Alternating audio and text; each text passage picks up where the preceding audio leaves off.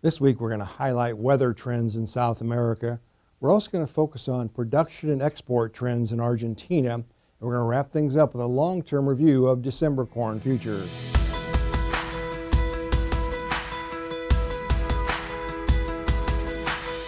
Hi, this is Brian Basting with Advanced Trading. Let's talk about the corn market. We moved in the middle of March here, and most of the focus now is on South America. That's where we're going to start out this week, looking at trends in Brazilian corn production. Let's take a look at where that second crop corn is produced in Brazil. Now, Brazil's second season corn is almost planted here. It's about 85% planted. You can see across those 5 states, it's about 90% of the second season corn is produced. Mato Grosso being number 1, Goiás, Minas Gerais, Paraná, and Mato Grosso do Sul are the key states. Now we're focusing in on the development stage. And that green green circle, I should say, in that lower left-hand corner, you can see about 80% of that second season corn is in the vegetative development stage. Plus or minus, it's roughly early to mid-June in most of Brazil. Now, some areas of Brazil, Mato Grosso, are approaching pollination. Some areas are just recently planted, but overall, I would say an equivalent would be early to mid-June here in the Midwest.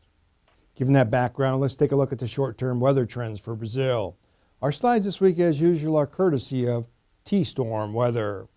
We're starting out looking at now a 30-day map here. It's a proxy for subsoil moisture now that the crop is planted. You can see across that area there's speckled in there several spots of red, meaning dry areas here. Other areas are not quite as dry, but overall it's a bit dry, something the market will be watching, obviously, thinking again mid to late June as we approach the next 30 to 45 days. Moisture will become increasingly important. Let's look at the next 5 to 7 days, however. Looking at that area covered in the gray area is looking at fairly dry over that area and fairly warm too. Now looking at the next 2 weeks in that northern area, particularly across Mato Grosso, isolated scattered storms. Again, not particularly dry, not particularly wet, but again, it'll become increasingly important moving further here into March and especially April. Let's now look at the next 2 weeks total rainfall forecast. Next 2 weeks here looking at mostly normal across Mato Grosso. Over the south, mixed bag, a little bit drier, Mato Grosso do Sul. Let's now shift our attention to Argentina. Now the crops in Argentina, the early crop corn is actually early stages of harvest, the early planted corn. The later planted corn is actually in the vegetative to pre-pollination stage. So a wide range of development there in Argentina. What we want to do is focus on where that grain corn is produced in Argentina. 4 key provinces here, Córdoba, Buenos Aires, Santa Fe, and Santiago del Estero. Over 80% of the corn is concentrated in those 4 provinces. Let's now look at the weather trends for Argentina. Now, a bit of a different trend here in Argentina the last 30 days. You can see there's more green down there across those provinces. So that's really good development for crops for corn. Now we're looking at the next, I would say the next 2 weeks here. More moisture on the way. So we're looking at a good finish to the growing season in Argentina. Let's quantify moisture over the next 2 weeks.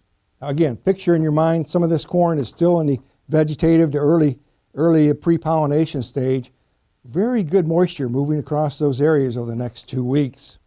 That brings us to our final point about Argentina, looking at production trends and exports. Let's start out looking at production. USDA told us last week that they actually increased the last year's drought impacted crop by 1 million tons, but more importantly, they increased this year's crop by another 1 million tons. You can see that's a record, and it's over 50% larger than last year. What about exports?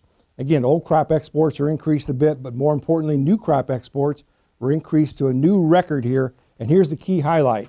If these forecasts come to fruition here, exports would be up 68% from last year, and we would be in direct competition with U.S. exports, particularly in the latter half of this calendar year. Let's wrap things up this week looking at trends in December corn. December corn, as we tape here on Tuesday, is trading around $4.70 a bushel. We continue to strongly encourage you to work closely with your trusted risk management advisor to manage price movement, particularly now that we're outside of the crop insurance period. Now, if you'd like more information, please feel free to contact us at 800-664-2321. We'll put you in contact with one of our risk management consultants who'll be happy to visit with you at your convenience. And remember, we upload every Wednesday. Make sure to subscribe to our channel to never miss an upload. Thanks a lot. Have a good week.